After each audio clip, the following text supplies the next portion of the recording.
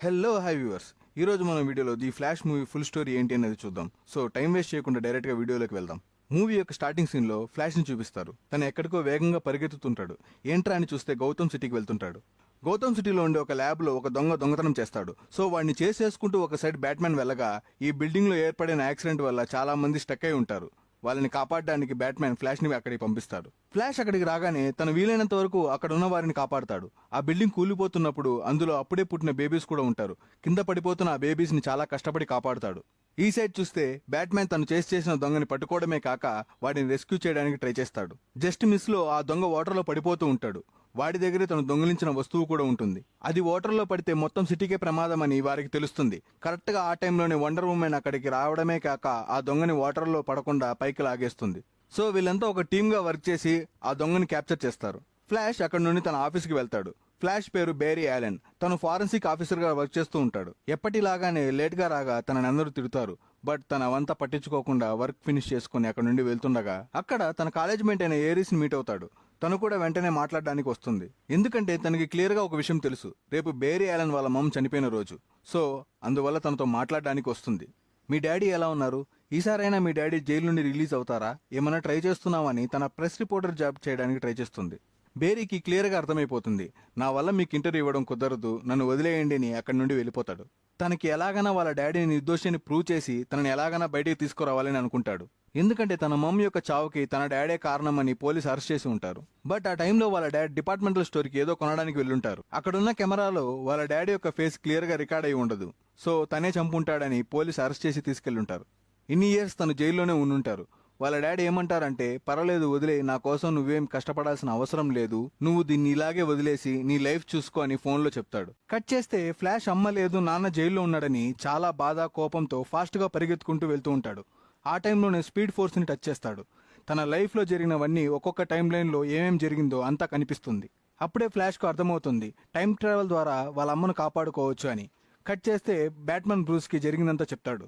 Bruce clear గా చెప్తాడు, నువ్వు అలా చేస్తే ఏమవుతుందో నీకు తెలీదు. ఇన్ఫాక్ట్ మీ నాన్న వెళ్ళిన డిపార్ట్మెంటల్ స్టోర్లో నువ్వు ఒక వస్తువును తాకినా ఏం జరుగుతుందో నువ్వు ఊహించుకోలేవు. దీని గురించి నువ్వు ఆలోచించకు. మన లైఫ్లో జరిగిన వాటినంతా మనం చేంజ్ చేయలేము. సో నువ్వు ఇలా ఆలోచించకపోవడం మంచిది అని చెప్పి బ్రూస్ వెళ్ళిపోతాడు. అసలు ఏం జరుగుతుందంటే, బేరీ వాళ్ళ అమ్మ డిపార్ట్మెంటల్ స్టోర్కి వెళ్ళినప్పుడు టమాటో సాస్ మర్చిపోయి ఉంటుంది. సో టమాటో సాస్ తెమ్మని చెప్పి బేరీ నాన్నను పంపుతుంది డిపార్ట్మెంట్ స్టోర్కి. అప్పుడే ఇంట్లో ఎవరు లేని టైంలో ఎవరో వచ్చి వాళ్ళ అమ్మను మర్డర్ చేసుంటారు. నాన్న షాప్కి వెళ్లకుండా ఉండి ఉంటే ఈ మర్డర్ జరిగేది కాదు, అమ్మ చనిపోయి ఉండేది కాదు అని ఆలోచించి వాళ్ళ అమ్మ డిపార్ట్మెంటల్ స్టోర్కి వెళ్ళిన ఆ టైం లైన్లోకి వెళ్ళి టమాటో సాస్ని వాళ్ళ అమ్మ ట్రాలీలో వెయ్యాలనుకొని ఇంకా టైం ట్రావెల్ చేసి డైరెక్ట్గా వాళ్ళ అమ్మని కలిసి తనకి తెలియకుండా తన ట్రాలీలో సాస్ వేసి తిరిగి ప్రజెంట్ టైం లైన్లోకి వచ్చే టైంలో ఎవరో బేరీని ఇంకొక టైం లైన్లోకి తోసేస్తాడు. తోసింది ఎవరు అనేది ముందు తెలుస్తుంది. బేరీ 2013లో ఉన్న టైం లైన్లో పడిపోయి ఉంటాడు. లేచి చూస్తే బెరీ ఇల్లు కనిపిస్తుంది. లోపలికి వెళ్ళగానే వాళ్ళ అమ్మా నాన్నను చూసి ఎంతో ఎమోషనల్గా ఫీల్ అయ్యి హగ్ చేసుకుంటాడు.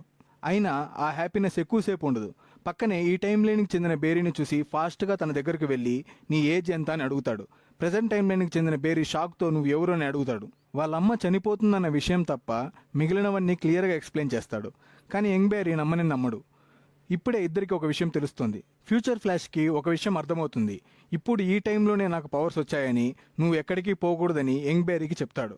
అందుకు యంగ్ బేరీ అంటాడు, నేను ఐరిస్తో డేట్కి వెళ్ళాలి అని. అయినా సరే నువ్వు ఎక్కడికి వెళ్ళకూడదు, నాకు ఏ ప్లేస్లో అయితే పవర్స్ వచ్చాయో అక్కడికి వెళ్ళాలి, లేదంటే నేను టైం ట్రావెల్ చేసి నా ఫ్యూచర్కి వెళ్ళలేను, నా పవర్స్ పోతాయి అని అంటాడు. కట్ చేస్తే ఫ్యూచర్ బేరీ ఆ ప్లేస్కి తీసుకుని వెళ్తాడు. తను కూర్చున్న ప్లేస్లో యంగ్ బేరీని కూర్చోపెట్టి మొత్తం ఎక్స్ప్లెయిన్ చేస్తాడు. ఆ టైంలోనే థండర్స్టార్మ్ వచ్చి ఇద్దరిపై పడుతుంది. ఇద్దరికి కెమికల్ రియాక్షన్ జరిగి కరెంటు పాస్ అయి షాక్ కొడుతుంది. ఇద్దరు కళ్ళు తిరిగి పడిపోతారు. కొంతసేపటికి కోలుకోగానే ఇంకా ఇంటికి వెళ్లే టైంలో ఫ్యూచర్ బేరీకి ఒక విషయం తెలుస్తుంది, తనకు పవర్స్ పోయి యంగ్ బేరీకి పవర్స్ వచ్చాయని. ఇంకా వేరే దారి లేక యంగ్ బేరీ పవర్ సాయంతో పోలీసులు లోపలికి రాగానే అక్కడి నుండి తప్పించుకొని ఇంటికి వెళ్తారు. ఇంకా యంగ్ బేరీకి పవర్స్ రావడంతో ఆ పవర్స్ని ఎలా యూజ్ చేయాలో కొంచెంగా నేర్చుకుంటాడు. ఫ్యూచర్ బేరీ గైడ్ చేస్తూ స్పీడ్గా వెళ్తున్నప్పుడు పవర్స్ని ఎలా యూజ్ చేయాలో అని చెప్తాడు. ఇప్పుడే ఫ్యూచర్ బేరీకి ఒక విషయం గుర్తుకు వస్తుంది. యాక్చువల్లీ తను ఉన్న టైం 2013. ఈ టైంలోనే సూపర్ మ్యాన్ కోసం వచ్చిన విలన్ జనరల్ స్వాడ్ చేసినవన్నీ గుర్తుకు వస్తుంది. వెంటనే సూపర్ మ్యాన్ని కలవాలి, లేదంటే మళ్ళీ అలానే జనాలు చనిపోతారని యంగ్ బేరీకి చెప్తాడు. యంగ్ బేరీకి ఏం అర్థం కాదు. ఏందిరా సూపర్ మ్యాన్ అది ఇది అని అంటున్నావని అంటాడు. అప్పుడే ఫ్యూచర్ బేరీకి అర్థమవుతుంది, తను చేసిన చిన్న చేంజ్ వల్ల వేరే కొత్త టైం లైన్ క్రియేట్ అయ్యింది అని. ఈ టైం లైన్లో Superman and Wonder Woman అనేవారే లేరు అని. బట్ బ్యాట్మ్యాన్ ఉన్నాడు. సో తనని కలవడానికి వెళ్తాడు. అక్కడికి వెళ్ళగా అక్కడ ముసలాడైపోయిన బ్యాట్మ్యాన్ ఉంటాడు. బ్రూస్కి జరిగిందంతా క్లియర్గా ఎక్స్ప్లెయిన్ చేస్తాడు. అప్పుడే బ్రూస్కి అన్నీ అర్థమవుతుంది. అప్పుడు బ్రూస్ అంటాడు, నువ్వు టైం లైన్ చేంజ్ అవ్వడం వల్ల వేరే టైం లైన్లో మార్పులు జరుగుతుంది. ఫర్ ఎగ్జాంపుల్స్, నూడిల్స్ని ఒక బౌల్లో వేస్తే ఎలా క్లమ్జీగా అవుతుందో అలా అయిపోతుంది అని మొత్తం క్లియర్గా ఎక్స్ప్లెయిన్ చేస్తాడు. అప్పుడే బ్యారీకి తను చేసిన తప్పు ఏంటో అని తెలుస్తుంది. ఫ్యూచర్ బ్యారీ బ్యాట్మ్యాన్ని హెల్ప్ చేయమంటాడు. బ్యాట్మ్యాన్ నేను చేయలేను అనగానే, సరే ఏదోలా మేమే వెళ్తామని ఇద్దరు బ్యాట్మ్యాన్ సీక్రెట్ ప్లేస్కి వెళ్తారు. ఆ ప్లేస్ని చూడగానే యంగ్ బ్యారీకి హ్యాపీనెస్ ఎక్కువైపోయి తన పవర్స్ని యూజ్ చేసి మొత్తం ఒక రౌండ్ వేసి చూస్తాడు. ఫ్యూచర్ బ్యారీ అక్కడే ఉన్న సిస్టమ్ ద్వారా క్లార్క్ అనేవాడు ఈ టైం లైన్లో ఉన్నాడా అని సెర్చ్ చేస్తూ ఉంటాడు. ఎందుకంటే తను దొరికితే జార్డ్ని ఎదిరించి ఈ టైం లైన్ని కాపాడొచ్చు అని బ్యారీ యొక్క ఉద్దేశం. అక్కడికి వెళ్ళి చెక్ చేసి చూస్తూ ఉండగా అప్పుడే కొన్ని ఇన్ఫర్మేషన్స్ తెలుస్తుంది. అదేంటి అంటే ఈ టైం లైన్కి చెందిన బ్యాట్మ్యాన్కి ఆల్ఫ్రెడ్ అనే ఒక అసిస్టెంట్ ఉన్నట్లు, బట్ తను ఇప్పుడు లేదు అని. వెంటనే బ్రూస్ వెయిన్కి కాల్ చేసి, నా టైం లైన్లో ఉన్న బ్రూస్ వెయిన్కి ఆల్ఫ్రెడ్ అనే ఒక అసిస్టెంట్ ఉన్నాడు. అన్ని టైం లైన్స్లో మీరు చెప్పినట్లు అంతా మారదు, కొన్ని ఫిక్స్ పాయింట్స్ అలానే ఉంటుంది, అవి మారవు. అలాంటి ఇంపార్టెంట్ రిలేషన్షిప్స్ అలానే ఉంటుంది. సో నాకు మీ మీద నమ్మకం ఉంది అని చెప్పగా బ్రూస్ వెయిన్ సరే వీడికి హెల్ప్ చేద్దామని మళ్ళీ ఓల్డ్ బ్యాట్మ్యాన్లా మారి అక్కడికి వెళ్తాడు. అందరూ కలిసి సూపర్ మ్యాన్ని కనిపెట్టాలి అనుకుంటారు. అప్పుడే తెలుస్తుంది రష్యన్ వాళ్ళు బ్లాక్ సైట్లో క్లర్క్ని బంధించి పెట్టి రీసెర్చ్ చేస్తున్నారు అని. వెంటనే ముగ్గురు ఆ ప్లేస్కి వెళ్ళి సూపర్ మ్యాన్ని కాపాడాలి అనుకుంటారు. లోపలికి వెళ్ళగానే అక్కడ బాడీ గార్డ్స్ ఉంటారు గన్స్తో. బాడీ గార్డ్స్ వీళ్ళని చూడగానే ఫైట్ స్టార్ట్ అవుతుంది. తర్వాత ఆ ప్లేస్కి వెళ్ళి చూస్తే సూపర్ మ్యాన్ ఉండడు. అక్కడ సూపర్ గర్ల్ ఉంటుంది. సూపర్ గర్ల్ చాలా వీక్గా ఉంటుంది. తనకి సన్లైట్ తగిలితే కానీ తన పవర్స్ యాక్టివేట్ కావు. సో తనని తీసుకుని పైకి వెళ్తారు. సన్లైట్ తగలగానే సూపర్ గర్ల్కి కొంచెం ఎనర్జీ వస్తుంది. తన పవర్స్తో బాడీ గార్డ్స్ అందరిని చంపేస్తుంది. వెంటనే స్పృహ కోల్పోతుంది. ఫ్యూచర్ బ్యారీ తనని తీసుకొని సేఫ్ హౌస్కి రాగానే సూపర్ గర్ల్ని క్లర్క్ గురించి అడుగుతాడు. సూపర్ మ్యాన్ యొక్క హ్యూమన్ నేమే క్లర్క్. తన కోసమే అక్కడికి వచ్చామని అంటాడు. తను క్రిప్టోన్ ప్లానెట్కి చెందినవాడు అని అనగానే సూపర్ గర్ల్ చెప్తుంది, తను నా కజిన్ చిన్నతనంలోనే తప్పిపోయాడు అని. ఇప్పుడు క్రిప్టోన్ గ్రహమే లేదు, అంతా నాశనం అయిపోయింది అని అంటుంది. తర్వాత సూపర్ గర్ల్ తన సూట్ వేసుకొని అక్కడి నుండి వెళ్ళిపోతుంది. కట్ చేస్తే ఫ్యూచర్ బ్యారీ మళ్ళీ వెనక్కి వెళ్ళడానికి పవర్స్ కావాలి అనుకుంటాడు. కానీ యంగ్ బ్యారీ వద్దు అంటాడు, చాలా డేంజర్ అని. అయినా వినకుండా బ్యాట్మ్యాన్ హెల్ప్తో మళ్ళీ సేమ్ ప్రాసెస్ని రీక్రియేట్ చేస్తారు. బట్ పవర్స్ రావు. తన బాడీ చాలా డ్యామేజ్ అయిపోయి ఉంటుంది. అయినా సరే మళ్ళీ ట్రై చేయాలి అనుకుంటాడు. బట్ షార్ట్ సర్క్యూట్ అయి మిషన్స్ వర్క్ అవ్వదు. అప్పుడే సూపర్ గర్ల్ వచ్చి ఫ్యూచర్ బ్యారీని పైకి తీసుకుని వెళ్ళి థండర్ స్టోమ్ పడేలా చేస్తుంది. బట్ అప్పటికే బ్యారీ చాలా వీక్ అయి అన్కాన్షియస్గా పడి ఉంటాడు. అప్పుడు యంగ్ బ్యారీ వచ్చి తనని టచ్ చేయక తన పవర్స్ ఫ్యూచర్ బ్యారీ యొక్క బాడీలోకి ట్రాన్స్ఫర్ అయ్యి తనకి తన పవర్స్ వచ్చేస్తుంది. ఇప్పుడు ఇద్దరికీ పవర్స్ ఉంటుంది. మళ్ళీ తన కాస్ట్యూమ్ యంగర్ ఫ్లాష్ దగ్గర నుండి తీసుకోవడమే కాకుండా జార్డ్ని ఆపాలని వీళ్ళు నలుగురు కలిసి పోరాడుతారు. ఈ సీన్లో ఫైటింగ్ జరుగుతుంది. జార్డ్ అనుచరులు అండ్ ఫ్లాష్ టీమ్ ఫైట్ చేసుకోవడం స్టార్ట్ చేస్తారు. అంతలో జార్డ్ క్లార్క్ని చంపాడన్న విషయం సూపర్ గర్ల్కి తెలుస్తుంది. తను చాలా కోపంతో అటాక్ చేస్తుంది. ఇద్దరు ఫ్లాష్లు కలిసి జార్డ్ అనుచరులతో ఫైట్ చేస్తూ ఉంటారు. క్రిప్టోనియన్స్ చాలా ఫాస్ట్గా చూస్తారన్న విషయం వీళ్ళకి అర్థమవుతుంది. అయినా కానీ వాళ్ళకి తగ్గట్టుగా ఫైట్ చేస్తారు. ఇంతలో బ్యాట్మ్యాన్ పైనుండి వీళ్ళకి సపోర్ట్ చేస్తూ ఉంటాడు. ఇంకొక వైపు జార్డ్ సూపర్ గర్ల్ని చంపేస్తాడు. అంతేకాక తన పవర్స్ని తీసుకుని వెళ్ళిపోతాడు. జార్డ్ ఈ ప్రపంచాన్ని వదిలి వెళ్ళకూడదని బ్యాట్మ్యాన్ తన ఫ్లైట్తో జార్డ్ ఫ్లైట్కి డాష్ ఇచ్చి క్రాష్ చేస్తాడు. తన ప్రాణాలను కూడా వదిలేస్తాడు. యంగర్ ఫ్లాష్ ఇవన్నీ చూస్తాడు. వీళ్ళని ఎలాగైనా ప్రాణాలతో తిరిగి తీసుకొని రావాలి అని అనుకొని స్పీడ్ ఫోర్స్ అచీవ్ చేయడానికి ట్రై చేస్తాడు. ఇది నీ వల్ల కాదు అని ఫ్లాష్ చెప్పినా వినకుండా ఫాస్ట్గా వెళ్తాడు. ఆ స్పీడ్ ఫోర్స్ని అచీవ్ చేస్తాడు. రివర్స్లో వచ్చి ఫైట్ చేస్తారు. ఇలా రివర్స్లో ఎన్నిసార్లు వచ్చి ఫైట్ చేసినా లాస్ట్కి బ్యాట్మ్యాన్ చనిపోతాడు అండ్ సూపర్ గర్ల్ కూడా చనిపోతుంది. ఇది ఫ్యూచర్లో నుండి వచ్చిన బ్యారీకి క్లియర్గా అర్థమవుతుంది. ఇది ఫిక్స్డ్ ఈవెంట్, ఖచ్చితంగా జరిగే తీరుతుంది. కానీ ఇది మార్చడానికి ఒక వే ఉంది అని యంగర్ ఫ్లాష్కి చెప్తాడు. నేను ఫ్యూచర్ నుండి వచ్చింది మా అమ్మని కాపాడుకోవడానికి. నేను కాపాడేశాను కూడా. అందుకే ఇవంతా జరుగుతుంది.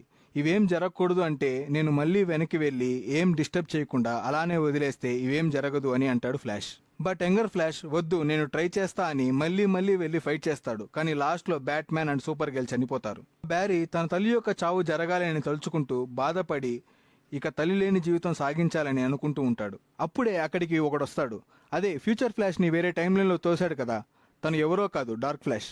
తను వచ్చి ఫ్యూచర్ ఫ్లాష్తో ఇలా అంటాడు, నువ్వు అలా అనుకోకూడదు, ఎంత జరిగినా మీ అమ్మని వదులుకోకు అని కొట్టడానికి వస్తాడు. అప్పుడే యంగర్ ఫ్లాష్కి తెలుస్తుంది ఇప్పుడు వచ్చింది ఫ్యూచర్ యంగర్ ఫ్లాష్ అని. యంగర్ ఫ్లాష్కి చెప్తాడు, ఇవంతా జరగకుండా ఉండాలి అంటే మన తల్లిని వదులుకోవడం ఒకటే దారి అని. దాన్ని తప్పించడానికి యంగర్ ఫ్లాష్ చాలాసార్లు ట్రై చేస్తాడు. కానీ తన వల్ల అవ్వదు. చాలా డేస్గా ఇలా చేసి ఇప్పుడు డార్క్ ఫ్లాష్గా మారుంటాడు. నువ్వు నాకు చాలా అవసరం, అందుకే నేను నిన్ను 2013కి పంపించాను. దానివల్ల నాకు పవర్స్ దక్కింది. పవర్స్ వచ్చినందువల్లే మా అమ్మని కాపాడుకోగలను. ఇప్పుడు నువ్వు మా అమ్మని చనిపోని అని వదిలేసి వెళ్తే నేను వాళ్ళతో ఎప్పటికీ ఉండలేను అని అంతా చెప్తాడు డార్క్ ఫ్లాష్. అప్పటికి బ్యారీ ఇదే చెప్తాడు. దానికి డార్క్ ఫ్లాష్ ఒప్పుకోడు. నేను నిన్ను చంపి తీరుతా అని పవర్స్ తనపై యూజ్ చేస్తాడు. అప్పుడు యంగర్ ఫ్లాష్ నేను ప్రాణాలను వదిలేస్తాను అని ముందుకు వస్తాడు. యంగర్ ఫ్లాష్ చనిపోయిన వెంటనే డార్క్ ఫ్లాష్ కూడా చనిపోతాడు. ఎందుకంటే తనే కదా ఫ్యూచర్లో డార్క్ ఫ్లాష్గా మారేది. ఇలా చనిపోవడం వల్ల మల్టీవర్స్లో ఉన్న అన్ని యూనివర్సులు ఒక్కొక్కటి కొలైడ్ అయ్యి నాశనం అయిపోతూ ఉంటుంది. ఇలా అన్ని యూనివర్స్ని చూపించడం వల్ల ఆ యూనివర్సులో ఉన్న సూపర్ హీరోస్ అందరినీ చూపిస్తారు. ఇవంతా చూసిన బ్యారీ అన్నిటినీ సరిచేయాలి అనుకుంటాడు. తన తల్లి చనిపోయినా పర్వాలేదు అని అనుకొని మళ్ళీ తన పాస్ట్కి వెళ్తాడు. వాళ్ళ అమ్మకు సాస్టిన్ని మార్చి పెట్టుంటాడు కదా, దాన్ని మళ్ళీ ముందు ఎక్కడ ఉన్నిందో అక్కడే పెట్టేస్తాడు. కానీ తిరిగి వచ్చేటప్పుడు తన తండ్రి టమోటా సాస్ కోసం వస్తాడు కదా, ఆ టమోటా సాస్ కింద ర్యాక్లో ఉంటుంది. కింద తీసుకుంటాడు కాబట్టి తన ఫేస్ సరిగా క్యాప్చర్ అయి ఉండదు. అందువల్ల ఆ టమోటా సాస్ని పైన పెడదామని ఒక స్టెప్ పైన పెడతాడు. అయిపోయాక మళ్ళీ ఇప్పుడు తను ఉన్న ఒరిజినల్ టైం లైన్లోకి వచ్చేస్తాడు. వచ్చిన వెంటనే వాళ్ళ తండ్రి కేసు హియరింగ్ వస్తుంది. ఈసారి ఆ డిపార్ట్మెంటల్ స్టోర్లో ఉన్న ఫుటేజ్ని చెక్ చేస్తారు. ఆ కెమెరాలో ఉన్న ఫోటో క్లియర్గా డిస్ప్లే అవుతుంది. అక్కడ ఉన్నది ఫ్లాష్ వాళ్ళ తండ్రి. సో తను నిర్దోషి అని ప్రూవ్ అవుతుంది. అందువల్ల తన నాన్నని రిలీజ్ చేస్తారు. బ్యారీ చాలా హ్యాపీగా ఫీల్ అవుతాడు. అట్లీస్ట్ నా తండ్రినైనా కాపాడుకున్నా అని బయటకు రాగా నెక్స్ట్ సీన్లో బ్రూస్ వెయిన్ వస్తున్నారని అనౌన్స్ చేస్తారు. కానీ కారులో నుంచి దిగుతున్నది ఎవరు అని చూడగా బెన్ అఫ్లెక్ వర్షన్ బ్రూస్ అయ్యుండడు. జార్జ్ క్లూనీ దిగుతాడు. జార్జ్ క్లూనీ ఇంతకుముందు బ్యాట్మ్యాన్ వర్సెస్ రాబిన్ అనే మూవీలో యాక్ట్ చేసి ఉంటాడు. అందులో ఉన్న బ్యాట్మ్యాన్ ఇక్కడికి వచ్చుంటాడు. అది చూసిన బ్యారీకి నేను ఏం తప్పు చేశానని తెలుస్తుంది. ఇన్ఫ్యాక్ట్ వాళ్ళ నాన్న జైల్లో ఉండాలి అన్నదే విధి అనుకుంటాడు. తండ్రిని కాపాడడానికి సాస్ని ర్యాక్ మార్చి పెట్టింది తప్పు అని ఇప్పుడు అర్థమవుతుంది. మళ్ళీ తప్పు చేశానని తన ఫేస్లోనే తెలుస్తుంది. ఇంతటితో మూవీ ఎండ్ అవుతుంది. కట్ చేస్తే ఒక పోస్ట్ క్రెడిట్ సీన్ ఉంటుంది. ఫ్లాష్ మళ్ళీ అన్నీ చేంజ్ చేయాలి అనుకుంటాడు.